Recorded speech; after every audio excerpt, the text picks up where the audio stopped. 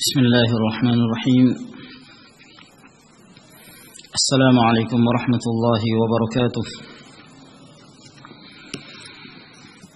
الحمد لله حمدا كثيرا طيبا مباركا فيه كما يحب ربنا ويرضاه، وأشهد أن لا إله إلا الله وحده لا شريك له، وأشهد أن محمدا عبده ورسوله، وصلى الله عليه وعلى آله وأصحابه وسلم تسليما كثيرا. أما بعد،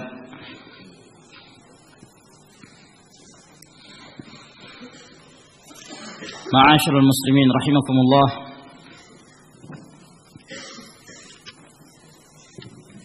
telah kita jelaskan pada pertemuan yang lalu bahwa di antara hukukul ukhuwah adalah senantiasa menerima uzur saudaranya muslim, dan Allah Subhanahu wa taala akan memberikan keutamaan kepada mereka yang menerima uzur saudaranya.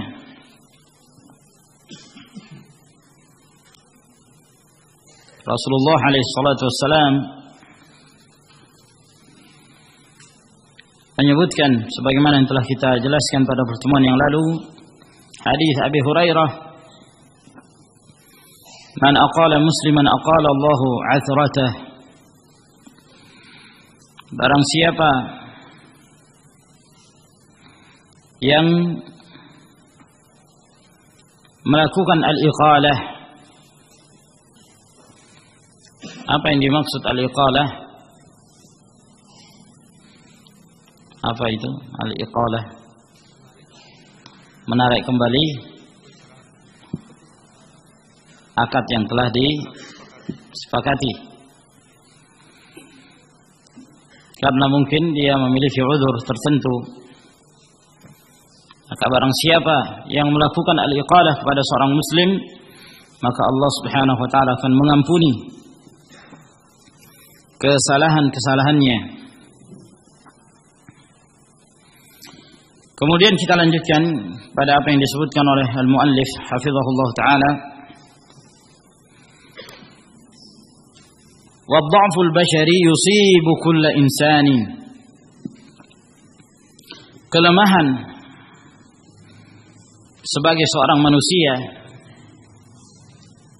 itu akan ada pada setiap orang selama dia namanya manusia. Wa khuliqal insanu dha'ifa. Manusia itu diciptakan dalam kondisi dhaif, dalam kondisi lemah.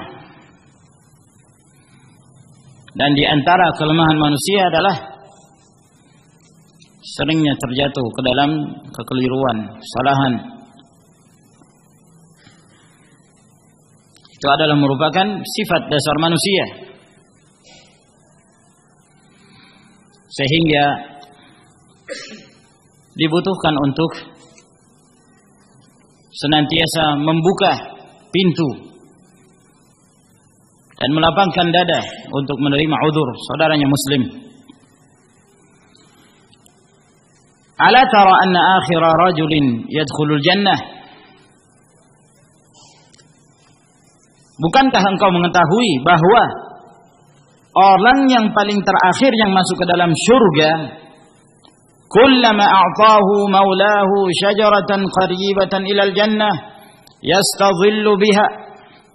Setiap kali Allah Subhanahu wa taala memberikan kepadanya pohon yang dekat dari surga untuk dia tempati sebagai tempat untuk berlindung dan beristirahat. Wa yashtaritu maulah alaihi ay yu'ahidahu ala an la yatluba ghairaha. Di mana Allah Subhanahu wa taala telah mensyaratkan kepada hamba itu agar dia berjanji bahwa dia tidak akan meminta selain itu. Beliau mengisyaratkan kepada hadis yang sahih, yang panjang, yang diriwayatkan oleh Bukhari dan Muslim, di mana Rasulullah sallallahu alaihi wasallam mengabarkan kepada para sahabat tentang orang yang paling terakhir keluar dari surga, keluar dari neraka. Afwan. Seorang yang paling terakhir keluar dari neraka, dari al-jahannamiyun. Orang-orang yang mereka disiksa oleh Allah Subhanahu wa taala di dalam neraka pada kurun waktu yang telah ditetapkan oleh Allah Jalla wa Ala, kemudian dikeluarkan satu persatu sampai yang paling terakhir yang keluar dari neraka. Setelah keluar maka dia dilemparkan ke dalam sungai, sungai Al-Hayah. Ketika dikeluarkan dari neraka itu dalam keadaan tubuhnya seperti arang hitam legam, dilemparkan ke dalam sungai Al-Hayah. Maka lama-kelamaan kembali seperti sedia kala. Lalu kemudian dia menuju ke pinggir sungai. Ketika dia berada di pinggiran sungai, wajahnya itu masih mengarah ke neraka. Dia tidak bisa memalingkannya. Maka dia memohon kepada Allah Subhanahu wa taala untuk dipalingkan dari melihat neraka. Maka Allah Subhanahu wa taala kabulkan. Maka dia pun berpaling dari neraka. Lalu kemudian melihat pohon yang rindang, maka dia pun meminta kepada Allah agar diberikan kesempatan untuk berlindung di bawah pohon tersebut. Maka Allah Subhanahu wa taala sebelum mengabulkan permintaannya, Allah katakan kepadanya, tapi kamu harus berjanji kamu tidak akan meminta selain itu. Aku berjanji ya Allah. Maka dikabulkan. Dia pun beristirahat di bawah pohon tersebut, pohon yang dekat dari surga. Lalu kemudian ketika dia berteduh di bawah pohon tersebut, dia melihat ada pohon yang lebih dekat dari surga, itu lebih indah, lebih nyaman. Dia melihat, akhirnya dia tidak tahan, minta lagi kepada Allah Subhanahu wa taala, ya Allah, dekatkan aku ke pohon itu. Kata Allah, bukankah tadi kamu telah mengatakan bahwa engkau tidak akan meminta lagi setelah permintaanmu yang tadi? Maka dia mengatakan, Allahumma la taj'alni ashqa khalqik. Ya Allah, jangan engkau jadikan aku sebagai makhlukmu yang paling sengsara. Maka Allah mengatakan kepadanya, apakah setelah ini kamu akan minta lagi? Tidak ya Allah. Maka didekatkan. Semakin dekat dia kepada surga. Begitu dia dipindahkan ke pohon yang berikutnya, maka dia melihat surga yang indah. Dia melihat, akhirnya tidak tahan lagi, minta lagi kepada Allah Subhanahu wa ta'ala. Itu yang beliau maksud di dalam hadis tersebut yang diriwayatkan oleh Bukhari dan Muslim. Wa ba'da yu'ahidallahu ala dhalika yara syajaratan ghairaha aqrab ila al-jannah. Setelah dia menetapkan perjanjiannya dengan Allah, untuk dia tidak akan meminta lagi, dia melihat lagi ada pohon yang lebih dekat lagi menuju ke arah surga. Fayatlubu min maulah ayyudniyahu minha. Maka dia pun memohon kepada Allah agar mendekatkannya dari pohon tersebut. War Rasul sallallahu alaihi wasallam yaqul, dan di saat itulah Rasulullah alaihi wasallam mengatakan dalam riwayat Imam Muslim, wa rabbuhu ya'dhuruh li'annahu yara ma la sabra lahu alaihi. Rabbnya Allah Subhanahu wa taala memberikan uzur kepadanya karena dia melihat sesuatu yang dia tidak sabar untuk merasakan kenikmatan itu. Maka Allah berikan uzur walaupun dia telah berjanji tadinya, saya tidak akan meminta lagi. Ternyata masih meminta. Kenapa? Karena yang berikutnya itu lebih indah, lebih nyaman. sampai kemudian dia dimasukkan oleh Allah Subhanahu wa taala ke dalam surga. Nah, maksud beliau dalam menyebutkan hadis ini, kalaulah Allah Subhanahu wa taala memberikan uzur kepada hamba ini, padahal sebelumnya dia telah berjanji, Allah memahami dan Allah Subhanahu wa taala Maha mengetahui bahwa hamba ini ketika melihat suatu kenikmatan tidak ada kesabarannya, hilang kesabaran, maka dia segera meminta kepada Allah. Allah memberikan uzur kepadanya. Lalu beliau berkata, "Akhi, wahai saudaraku, idza ataka akhuka mu'tadziran fastaghbilhu bil bishri." Wahai saudaraku, apabila saudaramu itu datang kepadamu dengan meminta uzur, maka hendaklah engkau temui dia dengan al-bishr, dengan senyuman, dengan wajah yang cerah. Waj'alhu kaman la dzambala, dan jadikan dia seperti orang yang tidak punya dosa, yang tidak bersalah. Di antara perkataan Al-Ahnaf Ibn Qais rahimahullah, beliau mengatakan, "Ini i'tadzara ilaika mu'tadzirun fatalaqqahu bil bishri." Apabila meminta uzur, meminta maaf kepadamu seseorang, maka temuilah dia dengan al-bishr, dengan wajah yang cerah, dengan senyuman. Demikian pula yang disebutkan oleh Hamdun Al-Qassar rahimahullahu ta'ala, beliau mengatakan, "Idza zalla akhun min ikhwanik fatlub lahu 90 uzra fa in lam yaqbal dzalika fa antal ma'ib." Apabila ada seorang saudara dari saudara-saudara kamu yang bersalah, yang keliru, maka mintalah darinya 90 uzur. Artinya kamu berharap agar dia itu beri'tidar, meminta uzur, meminta maaf. Kalau dia tidak menerima, setelah saudaranya itu datang kepadanya dan meminta maaf, lalu dia tidak menerima, fa antal ma'ib, maka kamulah yang tercela, yang tidak menerima uzur seseorang.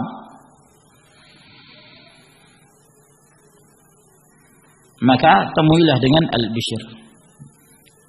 Jangan dengan wajah yang kecut, jangan dengan wajah yang seakan-akan dia tidak puas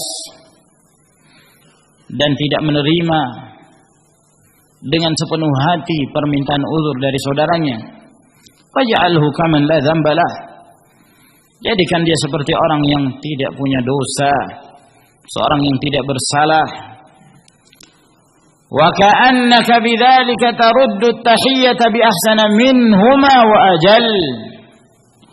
Dan ketika engkau menemui saudaramu itu dengan wajah yang cerah, berseri-seri, kenapa? Karena dia datang untuk meminta maaf, untuk meminta uzur, maka seakan-akan dengan itu, kata beliau, taruddu at-tahiyyata bi ahsana minhuma wa ajal,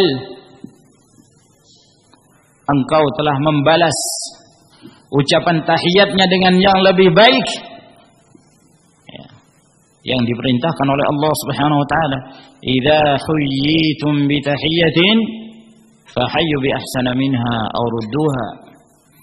Apabila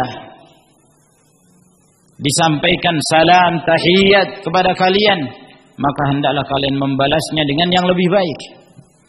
Kata beliau, di antara membalas salam, membalas tahiyyah yang lebih baik, ketika seorang itu datang lalu dia mengucapkan salam, maka dia datang dengan wajah yang berseri-seri, dia menerima dengan wajah yang berseri-seri, dengan penuh senyuman. Adapun dalam membalas salam, tentunya seorang datang mengucapkan salam, "Assalamualaikum", maka yang afdal dijawab lebih, "Waalaikumsalam warahmatullah", atau yang semisalnya, "Waalaikumsalam". Dia datang dan mengucapkan salam, "Assalamualaikum warahmatullah", balas dengan yang lebih baik, "Waalaikumsalam warahmatullahi wa barakatuh. Akan tetapi kata beliau juga termasuk di antara membalas salam, membalas tahiyah adalah senyuman. Tidak termasuk membalas tahiyah yang lebih baik ketika seorang datang dengan wajah yang menunjukkan bahwa dia ingin meminta maaf dari kesalahan yang dia lakukan.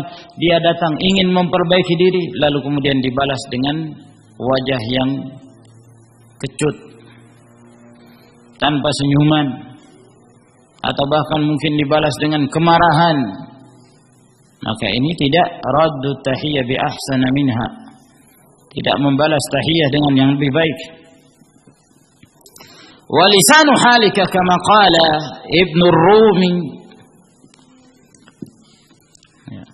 keadaan ya, bahasa kondisi kamu atau keadaan kamu adalah seperti yang dikatakan oleh Ibnu Rumi, fa'udhruka mabsutun ladaina muqaddamu wa wudduka maqbulun bi ahlin wa marhabi walau balagatni anka udhuni aqamtuha ladayya maqamal kashihil mutakadzibi falastu bitaqlibil lisani musarima khalilan idza mal qalbu lam yataqallabi. Kata beliau, uzur kamu itu mabsutun ladaina muqaddam, ketika engkau datang meminta uzur kepada kami, meminta maaf, maka terbentang di sisi kami. Kami membuka pintu untuk engkau meminta maaf. Muqaddam itu adalah hal yang diutamakan. Wa wudduka maqbul, kecintaan engkau itu diterima, kami menerimanya dengan ahlan wa marhaba. Bi ahlin wa marhabi, maksudnya ahlan marhaba, yakni menunjukkan bahwa dia menerima uzur saudaranya. Kalaulah sampai ke telingaku tentang kamu, ada seorang cerita tentang kamu, ada seorang cerita ternyata tidak sesuai dengan apa yang engkau katakan kepadaku dari uzur kamu, aqamtu haladayya maqamal kashihil mutakadzibi, maka aku mendudukkan berita itu seperti kedudukannya al-kashih, ya, seorang yang menyembunyikan permusuhan dalam dirinya, al-mutakadzib, yang memaksa-maksa diri untuk berdusta. Jadi maksud beliau, ketika seorang saudara ini telah datang, lalu kemudian dia menyebutkan uzurnya, afwan, anak keliru, anak bersalah, maafkan saya, ya, saya tidak sengaja misalnya. Ada berita dari jalur yang lain, oh si fulan begini dan begitu, dia itu sengaja demikian dan demikian. Kata beliau, kalau ada berita dari selain kamu yang menjelekkan kamu, aku dudukkan dia seperti, orang ini menyimpan permusuhan di dalam hatinya, ingin menyebarkan adu domba di antara saudara-saudaranya. Falastu bitaqlibil lisani musariman khalila, maka aku tidak akan membulak-balik lisanku untuk memutuskan hubungan sebagai saudara, sebagai teman. Idza mal qalbu lam yataqallabi, apabila hati itu tidak berbolak-balik pula. Kalau dia datang meminta uzur, kita sudah menerima uzurnya, kita menerima dia dengan lapang dada, kita terima dia dengan senyuman, ya, maka jangan lagi dibalik lisan itu. Setelah kita terima lalu kemudian kita masih curiga lagi, ada berita-berita yang datang dari jalur yang lain, lalu kemudian kita curiga lagi. Nah, ini maksud beliau, bahwa hendaklah seorang husnudzan kepada seorang yang datang. Nah, akhi, wahai saudaraku, la syakka anna ba'd al-a'dzar yashubuhal kadhib. Wahai saudaraku, bukanlah satu hal yang diragukan bahwa kadang-kadang sebahagian orang-orang yang datang untuk meminta uzur, mencari-cari alasan, itu dicampuri dengan kedustaan. Itu satu hal yang tidak kita ingkari. Kadang-kadang demikian. Famadza taf'al idza kana al-mu'tadzir kadiban fi i'tidarihi?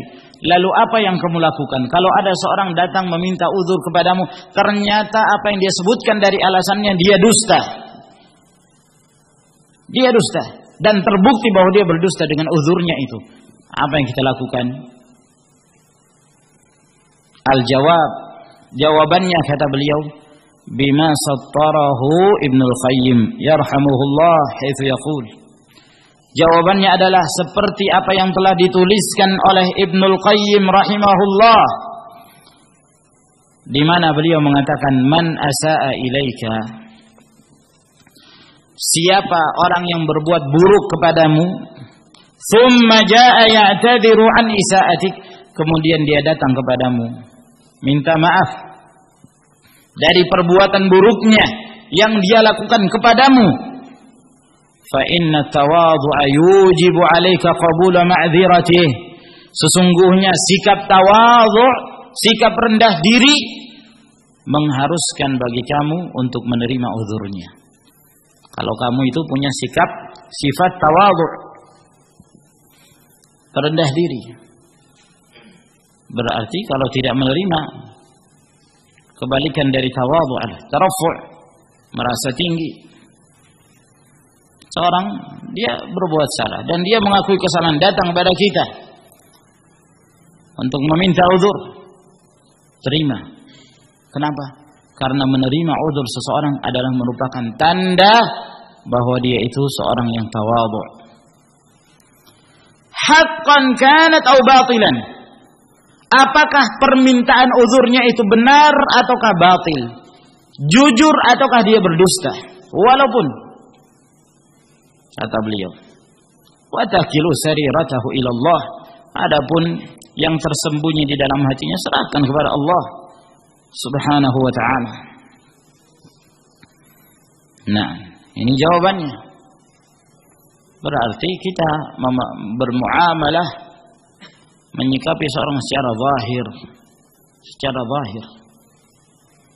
Lihat bagaimana Rasul sallallahu alaihi wasallam ketika beliau pulang dari perang Tabuk bersama para sahabat yang lainnya. Perang Tabuk, perang di mana Rasulullah sallallahu alaihi wasallam memerintahkan kepada seluruh penduduk Madinah untuk keluar. Semuanya istinfar am, keluar untuk mengikuti perang Tabuk. Kecuali orang-orang yang memiliki udzur, orang sakit, orang yang tidak mampu berjalan, orang buta, maka mereka diterima uzurnya. Selain mereka yang tidak punya uzur, wajib keluar. Maka berangkatlah Rasulullah SAW dan para sahabat. Yang tinggal di kota Madinah, orang-orang yang punya uzur, para wanita, anak-anak, orang-orang tua yang sudah tidak mampu. Kemudian ditambah orang-orang munafikin. Dan termasuk di antara yang tinggal adalah 3 sahabat yang kemudian akhirnya mendapatkan hukuman. Hilal bin Umayyah, Murarah bin Rabi' dan Ka'ab bin Malik. Setelah pulang Nabi sallallahu alaihi wasallam dari perang Tabuk, kebiasaan beliau begitu masuki Madinah, yang paling pertama yang beliau datangi adalah masjid. Lalu beliau masuk ke dalam masjid, lalu salat. Setelah beliau mengerjakan salat, datanglah orang-orang yang tidak mengikuti perang Tabuk. Dari kalangan orang-orang munafik datang, ya Rasulullah, ana tidak ikut perang Tabuk karena begini. Dusta. Sebutkan uzurnya dusta. Rasulullah, biarkan ya, semoga Allah mengampuni kamu. Datang lagi orang munafik yang satunya, ya Rasulullah, saya tidak sempat mengikuti perang Tabuk karena begini. Dia sebutkan alasannya dan dia dusta. Maka kata Rasulullah, pergilah, semoga Allah mengampuni kamu. Itulah orang-orang munafikin. Kata Ka'ab bin Malik radhiyallahu ta'ala anhu, ya, kalaulah aku ingin berdusta sangat mudah, dan saya adalah seorang yang mampu untuk berdebat, Akan tetapi apa faedahnya? Mungkin pada saat itu saya selamat, akan tetapi suatu saat Allah Subhanahu wa taala akan mempermalukan saya. Pada akhirnya beliau mengatakan wa alimtu anna sidqa najah, dan aku meyakini bahwa kejujuran itu adalah merupakan keselamatan. Itu setelah Allah Subhanahu wa taala mengampuni mereka.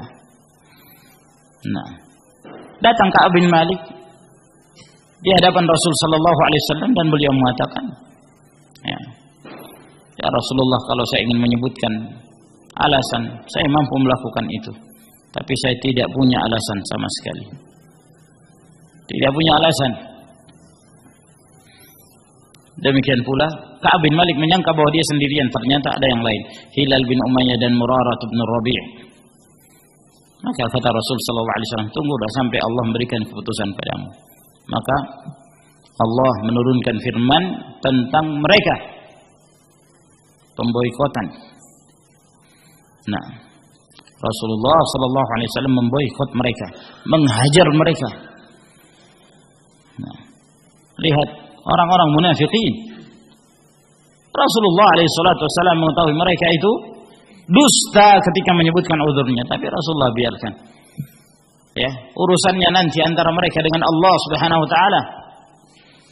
Nah, beda dengan para sahabat ini, dihukum di dunia, dihajar di dunia, agar kemudian Allah Subhanahu wa taala mengampuni kesalahan-kesalahan mereka, sehingga ketika mereka di akhirah dalam keadaan mereka sudah tidak punya kesalahan. Orang-orang munafikin tidak ada hukuman, tidak ada hukum hajar kepada mereka. Nah, padahal Rasulullah tahu dan Allah mengabarkan kepada Rasul sallallahu alaihi wasallam bahwa mereka itu orang-orang berdusta ketika menyebutkan udzur. Namun Rasulullah lepaskan mereka dan menyerahkan apa yang terdapat dalam hati mereka kepada Allah Subhanahu wa taala. Wa yaqulu aidan, dan beliau juga mengatakan, wa alamatul karam wat tawadhu' annaka idza ra'aita al-khalala fi 'udrihi la tuqifhu 'alaihi wa la tuhajjuh.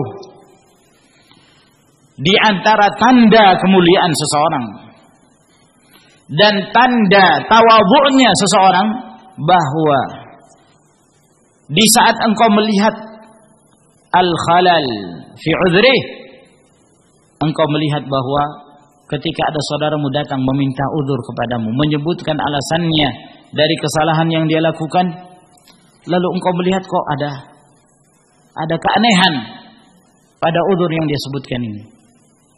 Ya, ada yang janggal dari yang dia sebutkan. Kata beliau, la tuqifu alaih, jangan kamu hentikan dia, jangan kamu hentikan ya ucapannya. Wala tuhajjuh, jangan kamu bantah dia, jangan kamu bantah, biarkan dia sebutkan uzurnya. Nah, wa qul, dan katakan, yumkin ayyakuna al-amru kama taqul, mungkin saja perkara yang seperti apa yang kamu sebutkan, padahal dia sudah melihat ada celah, ada keanehan dari penyebutan uzurnya. Nah, kata beliau, sudah, biarkan. Ya, terima uzurnya. Ini tanda seorang itu karim, tanda seorang itu mutawadhi', rendah diri dalam menyikapi saudara-saudaranya. Dan ingat, ma'asyiral ikhwah rahimakumullah, semua apa yang menjadi pembahasan kita ini adalah pembahasan mereka yang berada di dalam ahlus sunnah. Ya, jangan kemudian kita meletakkan ucapan-ucapan para ulama yang telah kita bahas, hukukul ukhuwah, hak-hak persaudaraan, lalu kemudian kita terapkan kepada ahlul bid'ah.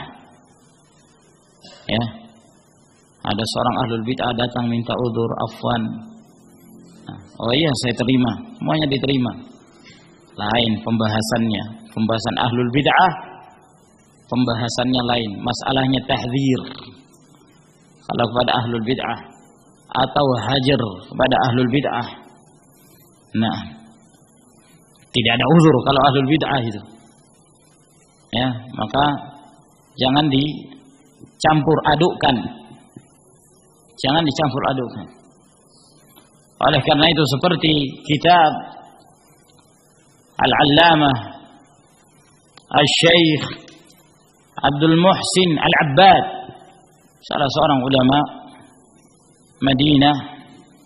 Sekarang beliau masih hidup, hafizahullah ta'ala.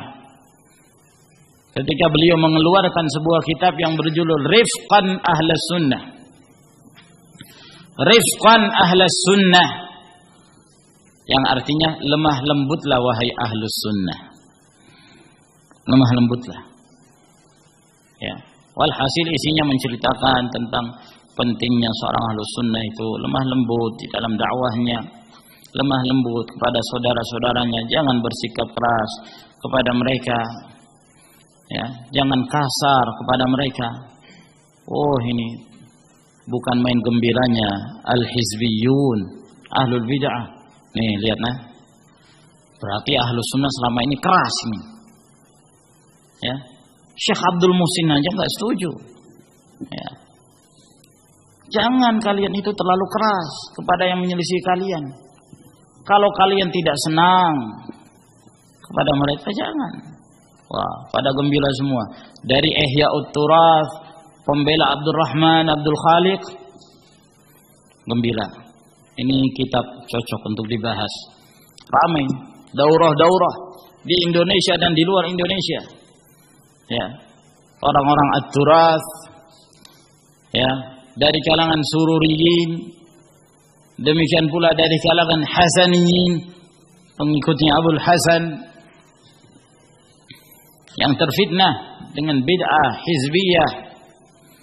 Nah, itu bersorak-sorai.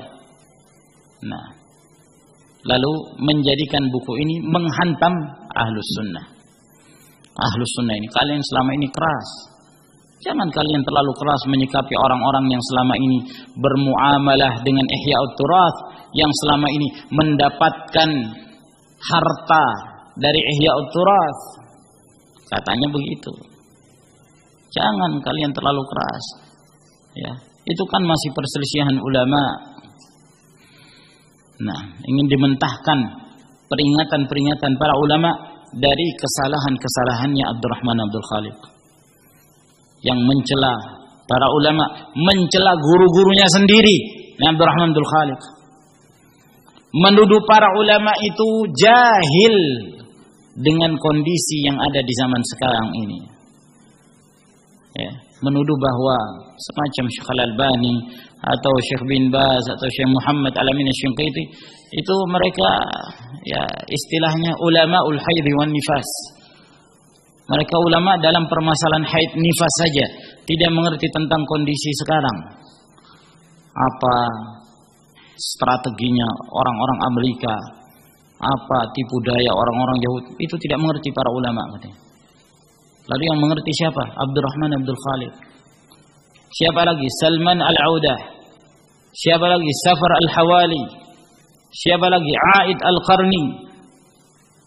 Muhammad Surur Zainul Abidin. Dan yang semisal mereka. Mereka ini disebut dengan fuqaha'ul waqi'. Ahli fikih dalam ilmu kekinian. Ya. Nah, rujukannya kemana? Koran, majalah, ya. Kalau sekarang mungkin internet, diajarkan agar orang itu mengikuti berita-berita. Itu kan warisannya Sayyid Qutb.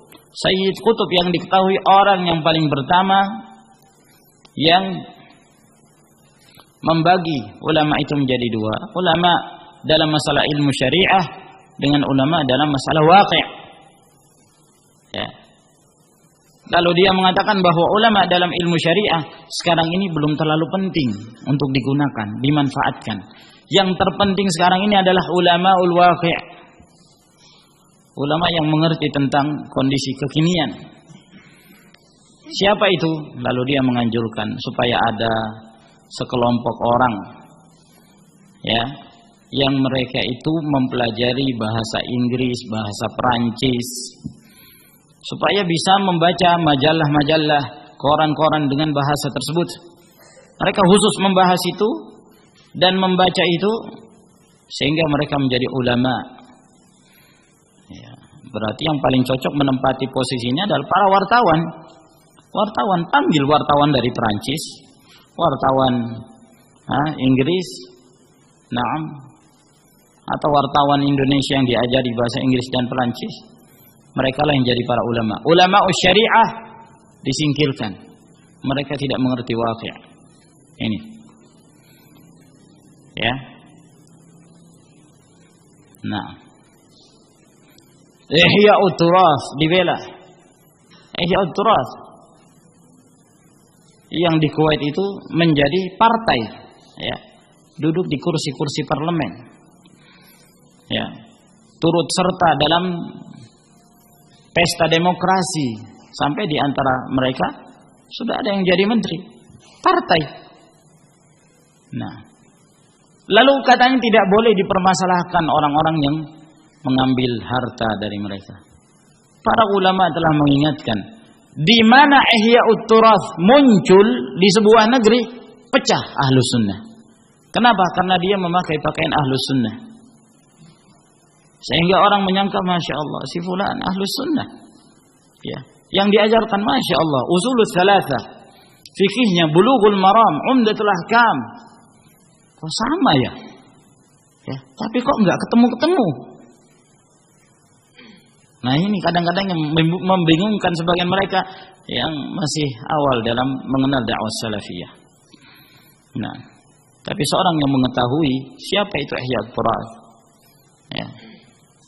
Loh, kata mereka itu kan Ihya'ut Turath yang ada di Kuwait sana. Ya, di Indonesia alhamdulillah yang bermuamalah dengan mereka juga tidak terjun dalam politik.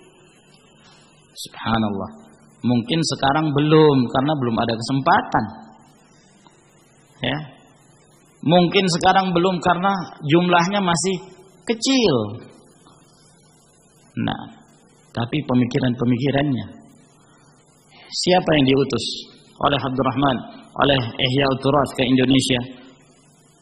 Naam, semacam Syarif Hazza', seorang tokoh Khawarij, muridnya Abdurrahman Abdul Khaliq yang berasal dari Mesir. Ya, semacam dia yang diutus. Nah, untuk mengajarkan, ya, ilmunya, membagi pembagian tauhid menjadi 4 bagian, persis seperti pembagiannya Abdurrahman Abdul Khaliq, dan mirip dengan pembagian disebutkan oleh Sayyid Qutb. Tauhid itu ada 4, rububiyah, uluhiyah, al-asma sifat, dan yang keempat tauhidul hakimiyah. Apa itu tauhidul hakimiyah? Yaitu kita harus menerapkan hukum Allah, tidak ada hukum kecuali hukum Allah. Terus, ya, berarti yang tidak menegakkan hukum Allah kafir. Kafir artinya apa? Ya, keluar dari Islam. Nah, itu pemikiran mereka. Ya, dirangkul orang-orang yang dianggap sebagai ulama. Nah, ini pembahasannya beda. Ketika mereka merasa gembira dengan keluarnya kitab Syekh Abdul Muhsin Rifqan Ahlus Sunnah, maka sebagian ada yang bertanya kepada Syekh Abdul Muhsin, apa yang engkau maksudkan ya Syekh dengan kitabmu ini? Maka Syekh Abdul Muhsin menjelaskan bahwa kitab Rifqan Ahlus Sunnah ini bukanlah saya tujukan kepada mereka-mereka yang saya telah sebutkan dalam kitab ketika memberikan muqaddimah terhadap kitab Madarikun Nazar. Nah, jelas kan? Siapa itu yang dimaksud? Salman Al-Audah, Safar Hawal. Ya. Bukan yang saya maksudkan dari kitab Rifqan Ahlus Sunnah itu adalah mereka-mereka yang menjela para ulama dan menuduh mereka itu tidak memahami waqi'. Siapa yang dimaksud? Abdurrahman Abdul Khaliq. Nah, berarti yang dimaksud dengan Rifqan Ahlus Sunnah itu intern di antara Ahlus Sunnah atau di antara mereka-mereka yang bukan dari kalangan Ahlul Bid'ah. ya. Nah ini sehingga kalau kita melihat kalimat-kalimat para ulama dalam masalah ini bab yang lain. Adapun babut tahdzir berbeda keadaannya. Ketika menyikapi orang-orang menyimpang. Wal Ibnu Hibban jawabun qaribun min dzalik, dan Ibnu Hibban memiliki jawaban yang dekat seperti apa yang disebutkan oleh Ibnu Qayyim. Qala yarhamuhullah, beliau berkata, la yakhlul mu'tadhiru fi i'tidharihi min ihda halatain. Bahwa orang yang meminta uzur ketika dia menyebutkan uzurnya itu tidak terlepas dari dua keadaan. Imma ayyakuna shadiqan fi i'tidharihi aw kadhiba. Ada kalanya alasan yang dia sebutkan itu jujur benar, ada kalanya dusta. Fa in kana shadiqan faqad istahaqqal ghufran. Kalau perkataannya itu jujur ketika dia menyebutkan uzurnya, maka dia berhak untuk diampuni, dimaafkan. Lianna syarran nas man lam yuqil al-atharat. Sebab manusia yang paling buruk, kata Ibnu Hibban, manusia yang paling buruk adalah seseorang yang tidak memaafkan kesalahan-kesalahan. Wala yasturu zallat, jangan dia menutup-nutupi penyimpangan-penyimpangannya, kekeliruannya. Wa in kana kadziban, namun kalau ternyata dia datang minta uzur dan dusta ketika menyebutkan alasannya, fal wajibu 'alal mar'i alla yu'atibahu 'ala dzambi salif. Maka yang wajib atas seseorang, jangan dia menghardiknya, jangan dia mengucapkan kata-kata yang keras kepadanya lalu kemudian menyebutkan dosanya dan kesalahan yang lalu, mengungkit-ungkit kesalahan yang lalu. Bal yashkur lahul ihsan al-muhdath alladhi ja'a bihi fi i'tidari. Namun hendaklah dia mensyukuri kebaikan yang baru yang dia lakukan ketika dia datang untuk meminta uzur. Karena datangnya dia minta uzur menunjukkan bahwa dia telah merendahkan dirinya. Walaysa ya'ibul mu'tadzir an dhalla wa khada'a fi i'tidarihi ila akhi. Dan tidaklah dicela orang yang meminta uzur ketika dia merendah di hadapan saudaranya dalam menyebutkan uzurnya tersebut. Wa ma ajmala ma qalahu Syafi'i rahimahullah, dan alangkah indahnya yang disebutkan oleh Imam Syafi'i. Beliau mengatakan, iqbal ma'adhir man ya'tika mu'tadhira in barra 'indaka fima qala aw fajara laqad ata'aka man yurdika zahiruhu wa qad ajallaka man ya'sika mustatira. Terimalah uzur-uzur orang yang datang kepadamu apabila dia datang padamu dengan meminta maaf dan menyebutkan uzurnya. Apabila dia benar, apabila dia jujur kepadamu terhadap apa yang dia katakan, ataukah dia berbuat fajir, yakni dusta dengan ucapannya. Laqad ata'aka man yurdika zahiruhu. Sungguh telah taat kepadamu seorang yang engkau ridai zahirnya dia. Waqad ajallaka man ya'sika mustatira. Dan kadang-kadang ada seorang yang tidak senang kepadamu, yang membenci kamu, yang menyelisihi kamu, namun dia memuliakan kamu, namun dia menyimpan kebenciannya tersebut. Walhasil, walaupun demikian keadaannya, tetap seorang itu menerima uzur, membuka pintu pada seorang ketika dia datang dan dia menyebutkan uzurnya. Mungkin dia dusta, akan tetapi seperti yang dikatakan oleh Ibnu Qayyim, bahwa tanda tawadhu seseorang, tanda kemuliaan seseorang adalah menerima uzur seseorang tanpa perlu kemudian dia membantah uzur-uzur yang dia sebutkan. Dengan demikian kita telah menyelesaikan pembahasan yang menjelaskan tentang hak di antara hukukul ukhuwah, yaitu menerima uzur saudaranya muslim. Semoga Allah Subhanahu wa taala memberikan manfaat dari apa yang kita bacakan. Wallahu taala a'lam bis-shawab, wa akhiru da'wana alhamdulillahi rabbil alamin. Wassalamu alaikum warahmatullahi wabarakatuh.